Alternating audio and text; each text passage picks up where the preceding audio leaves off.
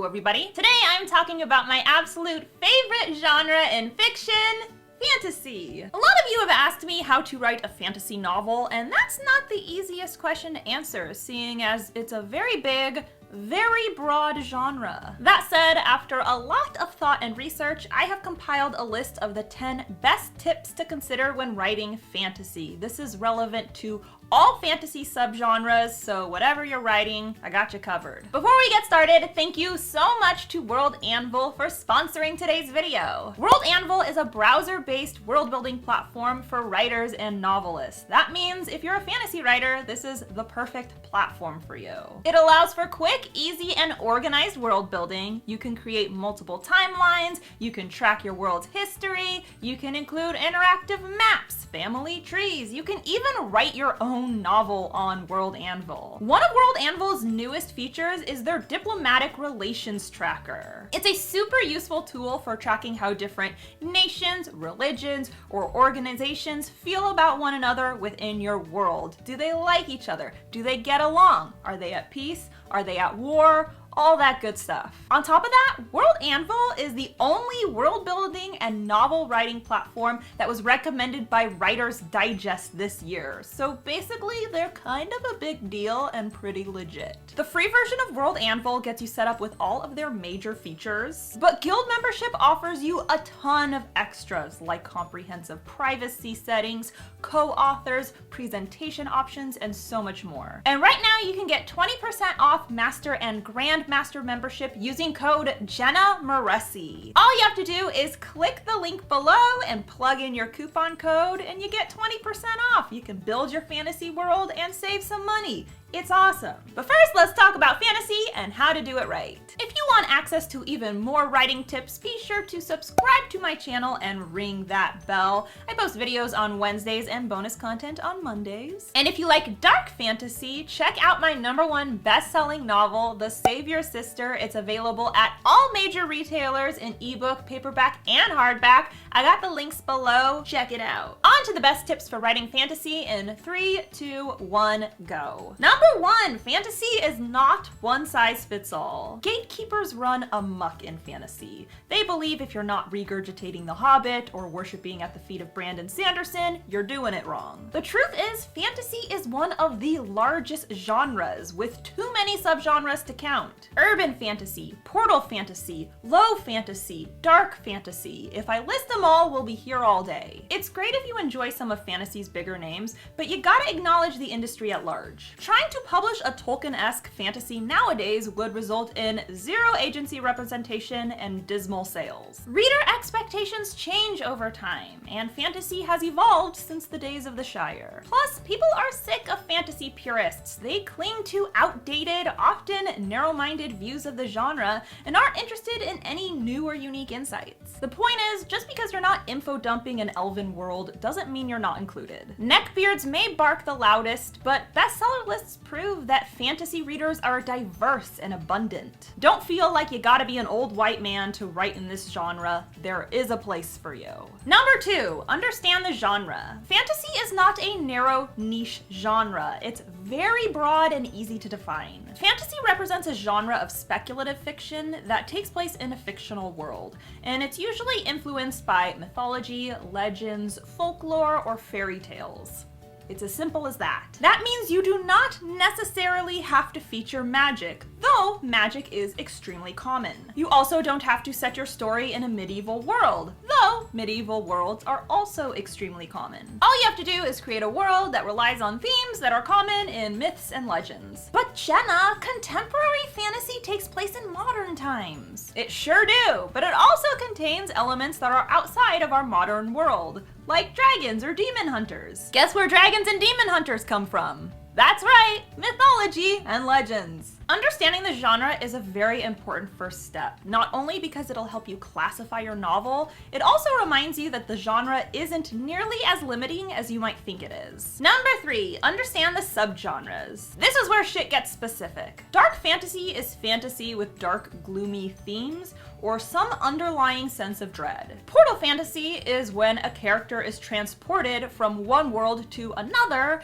and their fantastical quest begins. You don't need to understand the precise definition of every single fantasy subgenre, but it helps to know where your story exists within the mix. It also helps to understand that many stories are multi-genre. For example, my series, the Savior series, is dark fantasy and romance and action-adventure. Understanding subgenres is mostly helpful in two ways. First, it'll silence the inner voice that tells you your writing doesn't fit in anywhere. Yes, it does. There is a subgenre or multi-genre classification for literally everything. You're fine. Second, it'll help you understand who to market your work to and how to market it. Urban fantasy typically reads differently than high fantasy, and comic fantasy isn't gonna have the same approach as dark fantasy. Understanding your niche will make the writing and publishing processes a whole lot easier. Number 4, magic systems come in all flavors. As we already covered, magic is not required in fantasy, however, it is very common and highly recommended. That means the odds are high that your story is going to include a magic system, and you'll have to decide between a soft system or a hard system. Generally speaking, a soft system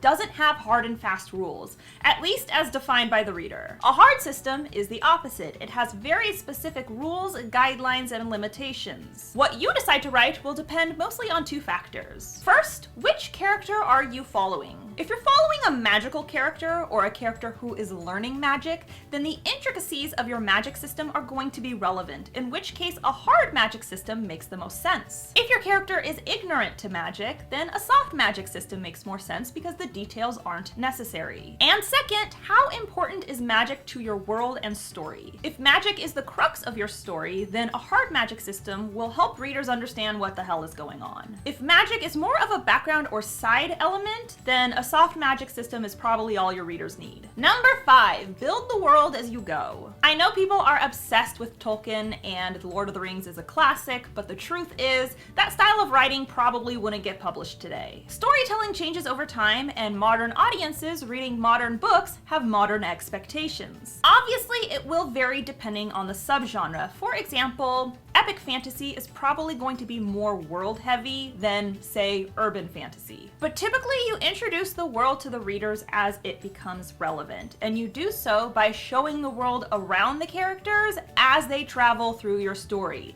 not through massive info dumps. This means if your character is trudging through the desert, this is the perfect time to describe the hot climate. It is not a good time to describe their complex system of government. If they're attending a grand party, then you can discuss their social expectations and lavish outfits. This is not the time to describe the hot climate we already talked about. And if they never, not once, attend a party, then there is never a point in time where you need to discuss their party etiquette. Remember, world building exists to support the story, not eclipse it. On a similar note, number 6, your world and plot go hand in hand. A lot of aspiring writers spend years building their world before they even touch their plot, and that is a big mistake. You done fucked up. The plot and world go hand in hand. The world exists to build a foundation for the plot, and the plot exists to complement the world. What is the point of creating an entire race of mermaids and a strict class structure if that's never at all going to be relevant to the plot?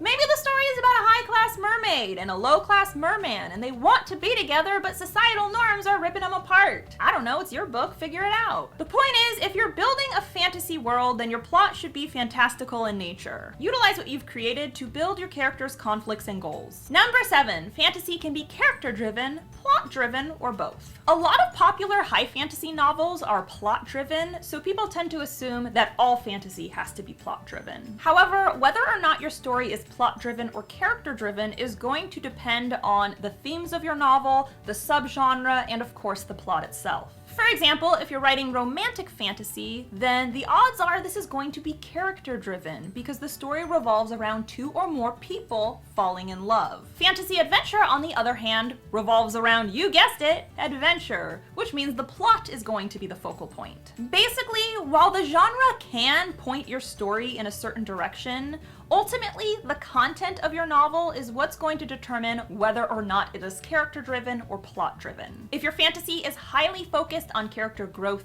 arcs, and relationships, then it's character-driven. If it's focused instead on taking action, then it's plot-driven. And if it's a combo, it's likely both. Number 8, develop your characters.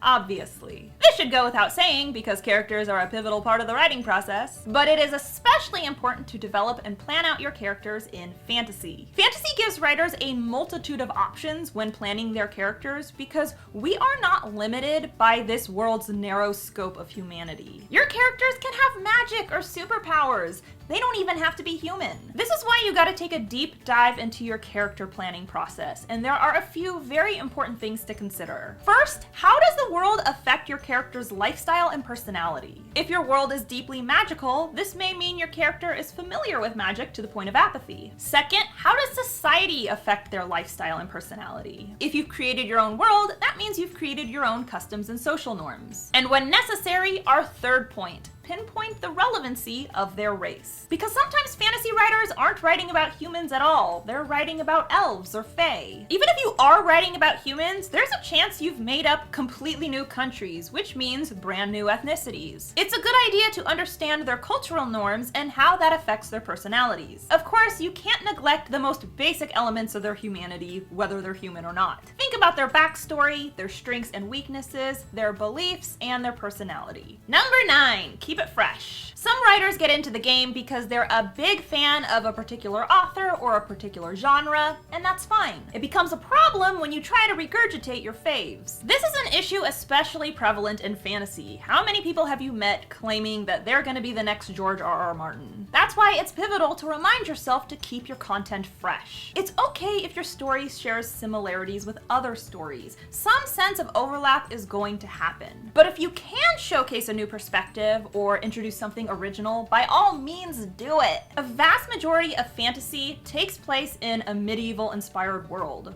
Why not write a different setting? A bulk of fantasy writers right now are pumping out stories about fae.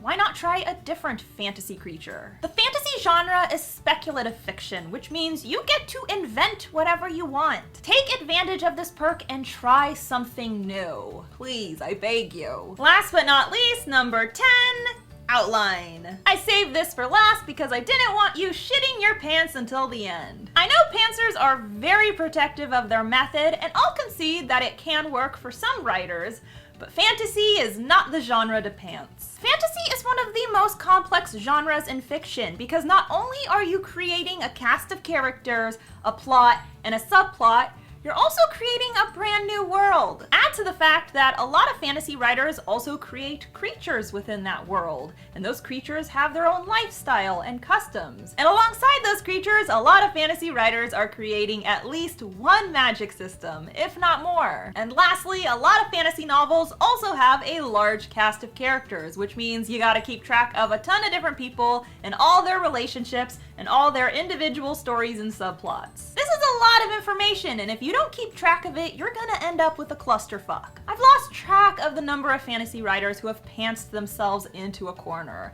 Either they weren't able to finish their series, or they couldn't even finish book 1. Do yourself a favor, outline your book, create character charts, create world-building maps. You'll be glad you did. So that's all I got for you today. Thank you once again to World Anvil for sponsoring today's video. I cannot stress this enough. If you are a fantasy writer and you like building worlds and writing stories, World Anvil is the perfect platform for you. You can try it out for free, or you can get 20% off your Master or Grandmaster memberships using code Jenna Moreci. Click the link in the description below, plug in the code, get yourself 20% off, save some money. Don't forget to subscribe to my channel. I post new videos on Wednesdays, and if you want to be alerted as soon as I upload, ring that bell. My #1 best-selling dark fantasy romance, The Savior's Sister, is available in ebook, paperback, and hardback at all major retailers. I have the links in the description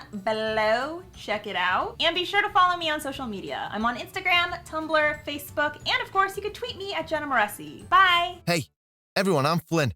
I fucking love myself. So if you love me, and you don't mind a bit of Jenna, then why don't you press the fucking subscribe button? You know you want to, because then you get to hear more of me. Anyways, press that button, ding the bell, and we'll have a great fucking time.